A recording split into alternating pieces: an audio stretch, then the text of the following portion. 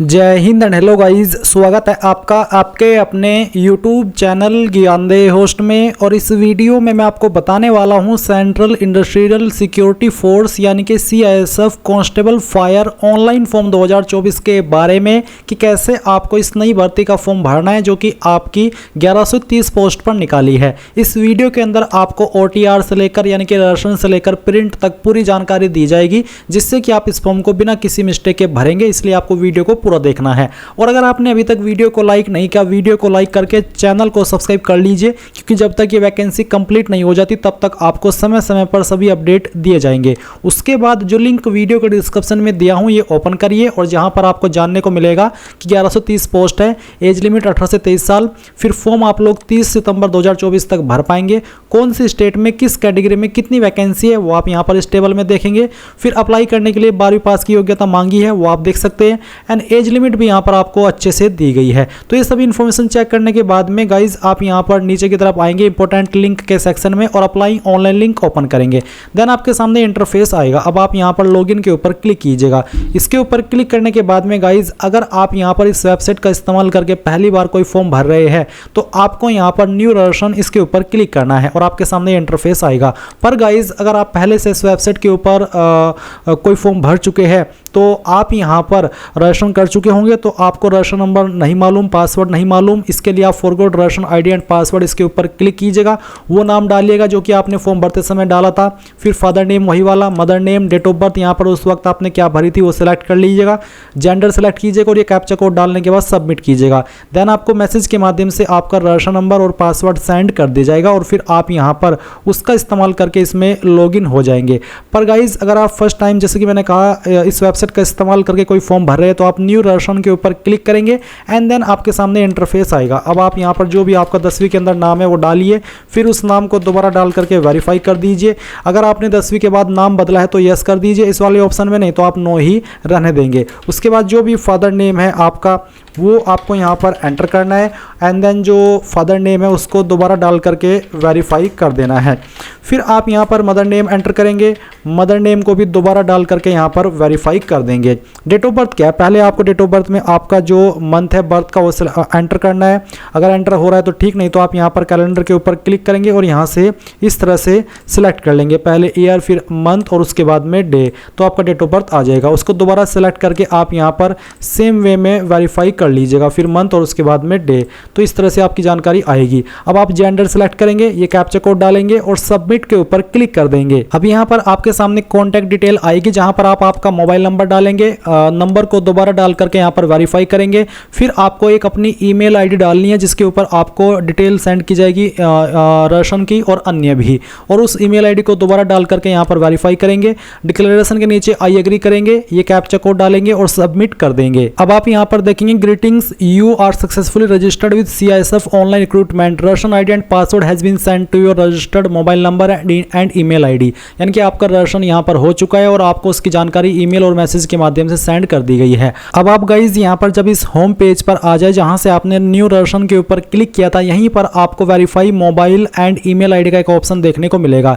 ये आपको form complete करने से पहले करना जरूरी है, इसलिए आप यहाँ पर आपका जो रजिस्ट्रेशन नंबर अभी आपको मैसेज के माध्यम से मिला है वो डालिए और जनरेट OTP इसके ऊपर क्लिक कीजिए। अब आपको गाइज यहाँ पर आपके नंबर और ईमेल दोनों के ऊपर OTP सेंड की है। पहले जो आपको ऊपर नंबर डालना है यानी कि OTP डालना है वो आपको मोबाइल वाला डालना है और वेरीफाई OTP इसके ऊपर क्लिक करना है तो आपका OTP वेरीफाई हो जाएगा। फिर जो ईमेल आईडी के ऊपर OTP आया वो यहाँ पर डालिए और वेरीफाई OTP इसके ऊपर क्लिक कर दीजिए। तो गाइज अब आपका नंबर और ईमेल दोनों वेरीफाई हो चुके हैं और अब आप यहाँ पर आपका फॉर्म भर सकते हैं। इसलिए अब आप यहाँ से इसको कैंसिल कर दीजिए और कैंसिल करने के बाद आप फिर से यहाँ पर इस पेज पर आ जाएंगे। अब आपको अगेन लॉगिन के ऊपर क्लिक करना है। अब गाइज ये जो आगे का प्रोसेस है वो मैं आपको जब आपका नोटिफिकेशन आया हुआ है इसके यूजर मैनुअल से बताने वाला हूँ, यानी कि आपको इसमें स्क्रीनशॉट के माध्यम से बताया है कि कैसे आपको फॉर्म को भरना है, तो यहीं से आपको जानकारी दी जा रही है। आपका जो लिंक है वो आपका 31 अगस्त में सुबह 10 से 11 बजे के बीच में एक्टिवेट हो जाएगा और आप आगे यही वाला इंटरफेस देख करके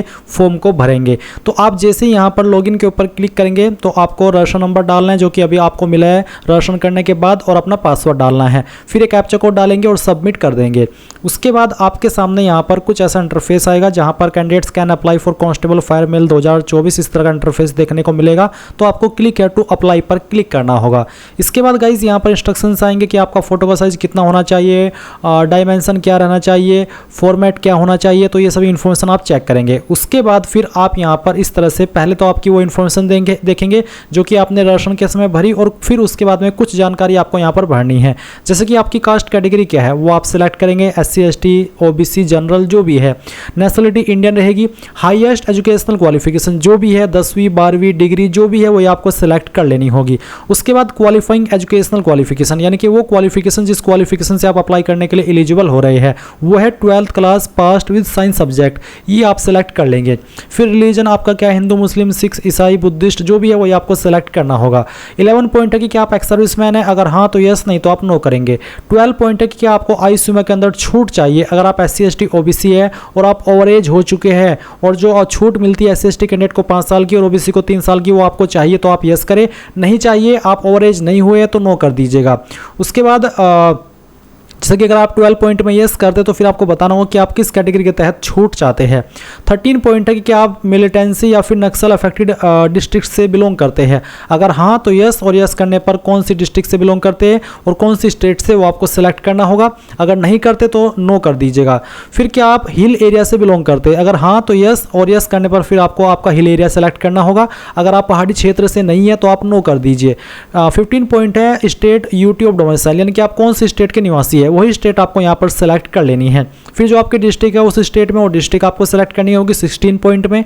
उसके बाद 17 पॉइंट है कि क्या आप मिग्रेट हुए यानी कि एक स्टेट से दूसरी स्टेट में आप मिग्रेट हुए हैं, अगर हाँ तो यस, नहीं तो आप नो करेंगे।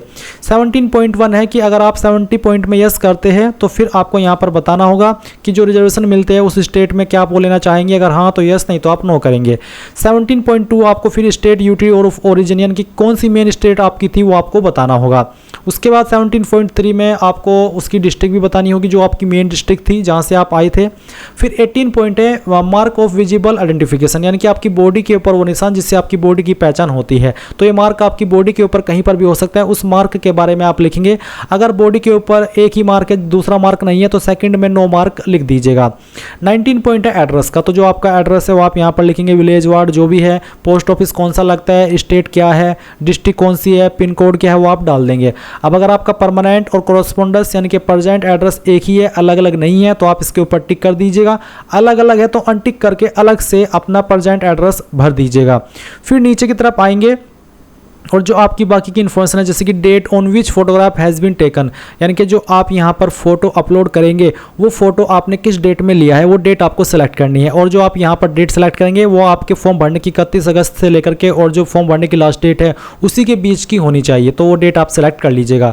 फिर है whether the date mentioned at serial number 23 clearly printed on the photograph यानी कि क्या आपने फोटो के ऊपर क्लियरली डेट को लिखा है जिस डेट में आपने फोटो को लिया है। इसका मतलब ये भी हो जा रहा है कि आपको आपके फोटो के नीचे आपकी डेट लिखनी है कि किस डेट में आपने फोटो को लिया है, सिंपल फोटो आपको अपलोड नहीं करना है। फिर 25 पॉइंट है कि क्या आपको किसी कोर्ट के द्वारा दोषी ठहराया गया है, अगर हाँ तो यस, नहीं तो आप नो करेंगे।